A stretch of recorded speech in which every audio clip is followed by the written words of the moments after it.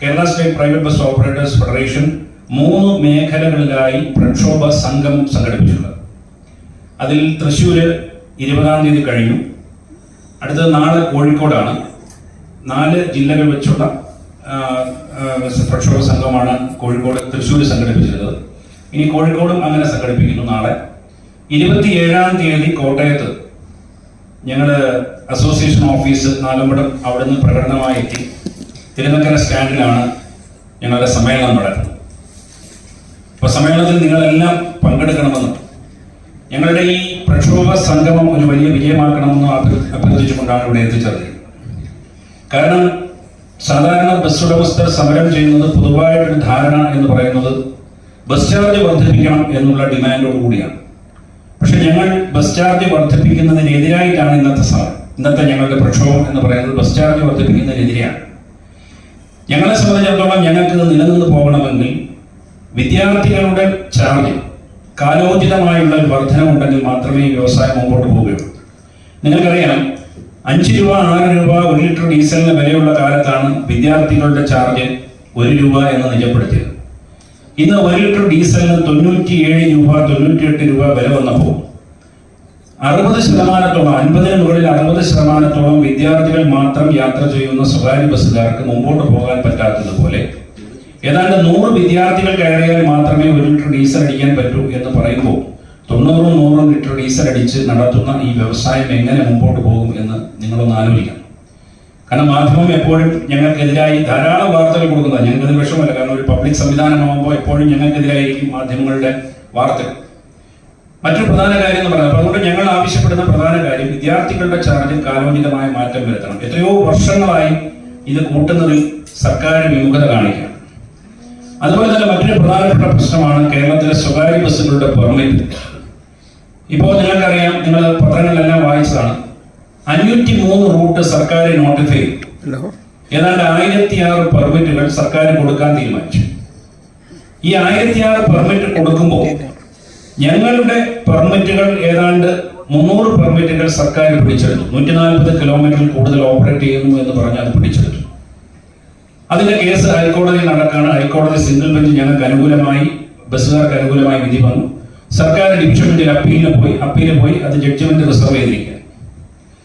മറ്റൊരു രീതിയിൽ 140 കിലോമീറ്റർ വരെയുള്ള പെർമിറ്റുകൾ ലിമിറ്റഡ് സ്റ്റോപ്പായി കേരളത്തിൽ ഓപ്പറേറ്റ് ചെയ്യാൻ പാടില്ല. ഈ പിങ്ക് കളർ അടിച്ച ബസ്സുകൾ കേരളത്തിൽ ഓപ്പറേറ്റ് ചെയ്യാൻ പാടില്ല എന്ന് പറഞ്ഞു അങ്ങനെയും ഒരു നോട്ടിഫിക്കേഷൻ കൊണ്ടുവന്നു.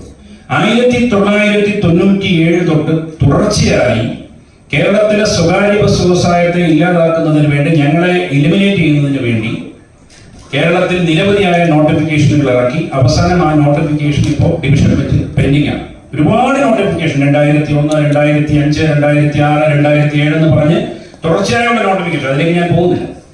അപ്പൊ അങ്ങനെ നോട്ടിഫിക്കേഷൻ ഇറക്കി ഓരോ വിഭാഗമായി സ്വകാര്യ ബസ്സുകളെ ഏറ്റെടുക്കുന്ന, സ്വകാര്യ ബസ്സുകളെ ഇല്ലാതാക്കാൻ ശ്രമിക്കുന്ന ഒരു ഗവൺമെന്റ് നയം കേരളത്തിലുണ്ട്. അതുകൊണ്ടാണ് ഞങ്ങൾ അതിൽ പ്രധാനമായും ആവശ്യപ്പെടുന്നത് KSRTCയും സ്വകാര്യ ബസ്സുകളും ഒരുപോലെ നിലനിൽക്കണം എന്നുള്ള താല്പര്യമാണ് ഞങ്ങൾക്കുള്ളത്.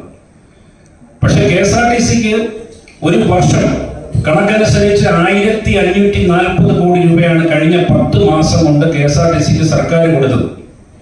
ഇത് പണം ആരുടെയാണെന്ന് ചോദിച്ചാൽ നിങ്ങളും ഞാനും കരം കൊടുക്കുന്ന ടാക്സ് ഇനത്തിൽ സർക്കാരിലേക്ക് വരുന്ന തുകയാണ് KSRTCക്ക് എടുത്തു കൊടുക്കുന്നത്. നമ്മളതിന് എതിരല്ല. പക്ഷേ ഇത്രയും തുക സ്വകാര്യ ബസ്സുകൾ KSRTCക്ക് കൊടുക്കുമ്പോൾ സ്വകാര്യ ബസ്സുകളെ ഇല്ലാതാക്കാൻ വേണ്ടിയുള്ള ഗവൺമെന്റിന്റെ പ്രവർത്തനങ്ങളെയാണ് ഞങ്ങൾ എതിർക്കുന്നത്.